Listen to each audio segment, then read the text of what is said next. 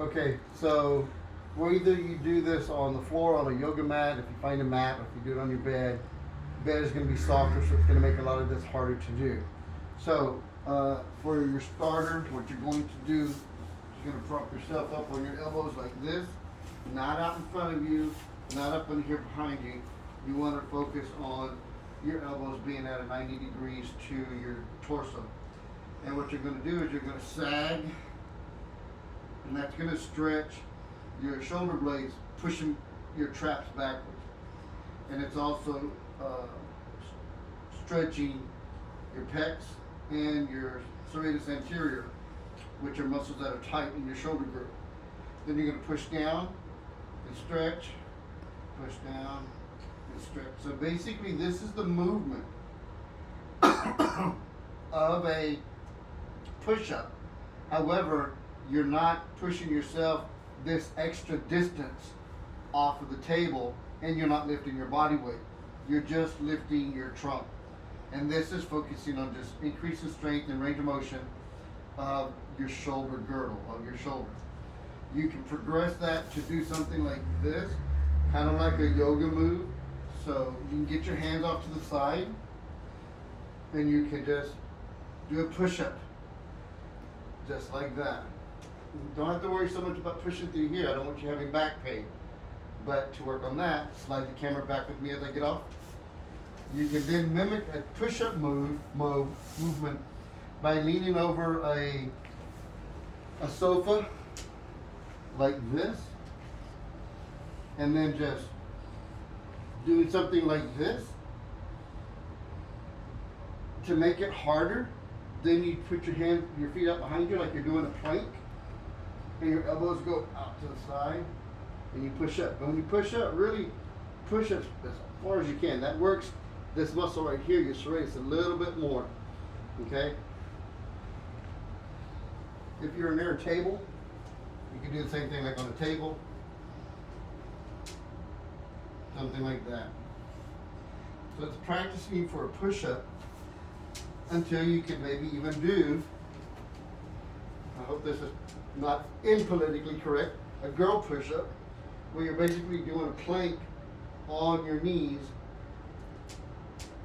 and pushing up. Now you notice I'm not up like this doing that number, trying to maintain a plank.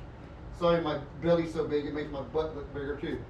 You come down like this and then back up. Okay? So that's basically a lot more difficult because you're pushing more of your body weight off of the table, and you're pushing a lot further. This is a start. The other thing to progress from here would be to get that arm a little more over center, and then just do it with one arm. And that's actually going to make the arm, this deltoid actually has to work harder to pull you up and then out. Pull you up, which is what you're working on because you have the rotator cuff tear. You're having to work on the deltoid. So this movement is holding this middle deltoid here. And then of course you can do the other one with the other side too. And then of course, put a pillow, put your arm out like this. Just work on straightening it out. Work your triceps, it's working your posterior deltoid. And then you can also work on pulling it up like this. If you turn your hand this way, works middle deltoid. You turn your hand up, works anterior deltoid.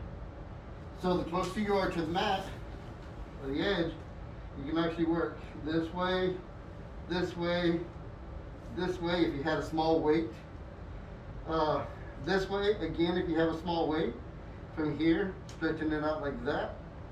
And then of course, to make this easier, if you come up like this, it's not as much weight of your arm. And when you stretch out the arm, that already gets heavier. If you have a small pillow or something here, you do both arms at the same time, yes, that's going to be heavier. If you hold your head up off the table, it's going to work your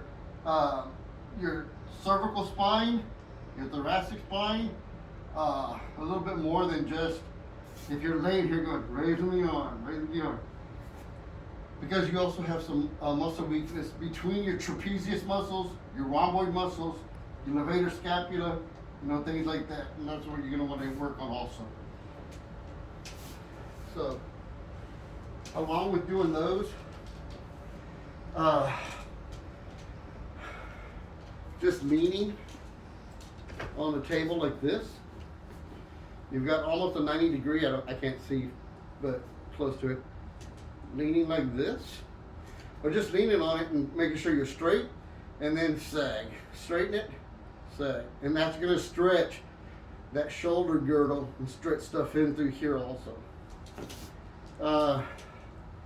And then of course just your regular exercises. Arm up, arm, palm facing away from you, like this type of a thing. If it gets tight, act like you're asking a question in the classroom. You're not having to deal with the weight of the arm by the hand being out here, right here. And that should give a good cover. If you are having some problem with the shoulder, what you can do is get next to it and just do wall crawls like this. You can stretch leaning into the wall. You can face the wall.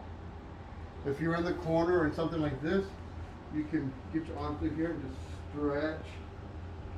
And that's going to stretch open this capsule through here.